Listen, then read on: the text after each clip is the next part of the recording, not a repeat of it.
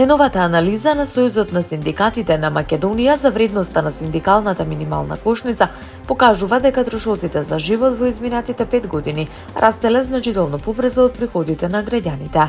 Според податоците, вредноста на кошницата се зголемила за 103%, додека во истиот период минималната плата пораснала за 71,4%, а просечната плата за 63,9%.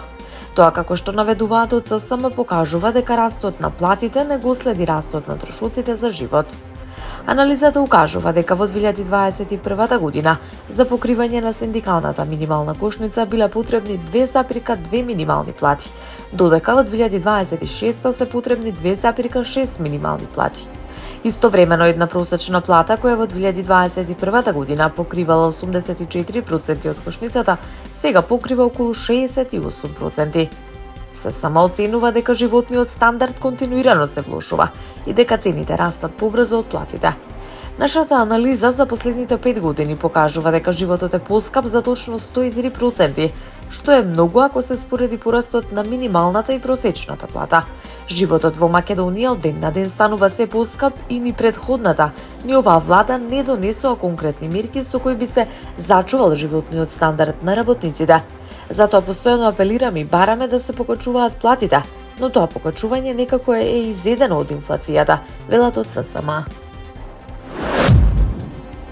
Основниот суд во Штип изрече казна затвор од 5 години и 6 месеци за лицето ПС од Охрид, кој е прогласен за виновен за продолжено кривично дело измама, откако во текот на јануари годинава измамил 8 повозрасни граѓани од Штип и Виница. Според судот, осудениот во период од 1 месец преку телефонски јавувања им се представувал на жртвите со лажни телефонски јавувања. Им се представувал со приказни дека нивни блиски, ќерки или внуци наводно се повредени и дека итно се потребни пари за операции поради скршеници. На тој начин, како што е наведено во пресудата, тој ги доведувал граѓаните во заблуда, успеал да им одземе вкупно 56.000 евра, односно 3.472.906 денари. Портпаролот на Основниот суд Штип и председател на Кривичниот совет, судијата Сашко Ѓорѓиев, информираше дека пресудата е донесена денеска и дека се работи за продолжено кривично дело, сторено кон 8 оштетени лица во јануари оваа година. Судот соопшти дека притворот за осудениот е продолжен се до правосилноста на пресудата, со цел да се обезбеди негово присуство во понатамошната постапка. Кинескиот председател Си Џинпинг и рускиот председател Владимир Путин, кои според дипломатските податоци се сретнале повеќе од 40 пати, уште еднаш ја нагласија блискоста меѓу двете земји и стратешкото партнерство зацврстено со договорот од 2022 година, подпишан непосредно пред руската инвазија врз Украина. За време на нивните разговори, двајцата лидери ја потврдија намерата за продлабочување на она што го опишуваат како безгранично партнерство меѓу Москва и Пекинг, како и за заеднички настап во услови на глобални геополитички тензии и промени во меѓународниот поредок. Сепак и покрај високото ниво на политичка координација не е постигнат значаен напредок околу проектот за големиот гасовод, кој двете страни го разгледуваат веќе подолг период. Русија претходно изрази интерес за проширување на енергетската соработка со Кина, која останува еден од најголемите купувачи на руска нафта и енергенси. Но Пекинг засега останува воздржан во јавните коментари. Кинескиот председател Си порача дека енергетската соработка треба да представува баласт камен во билатералните односи, без директно да го спомене спорниот гасовод, додека Крем соопшти дека постои општо разбирање за параметрите на проектот, но без конкретни детали или временска рамка за реализација.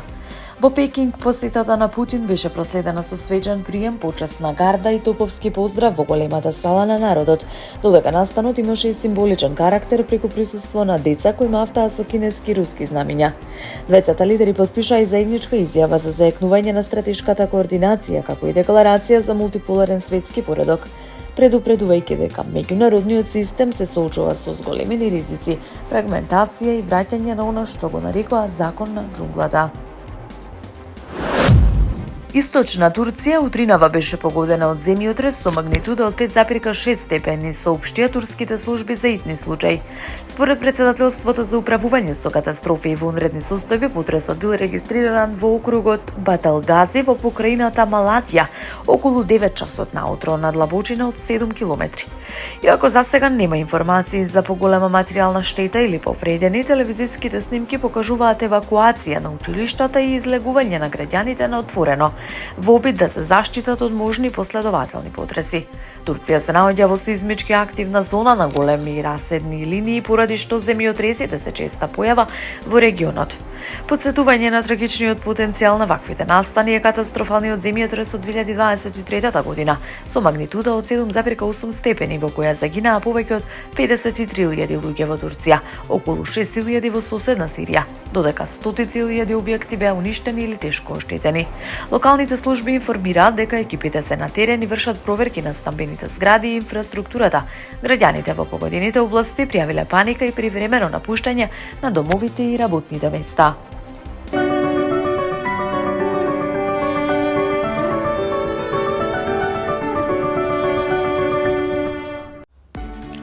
Времето денеска променливо облачно со сончеви периоди, ќе дува умерен дожд по Вардаријата, засилен ветер од северен правец. Во Скопје променливо облачно со сончеви периоди, ќе дува умерен во делови од котлината, повремено засилен ветер од северен правец.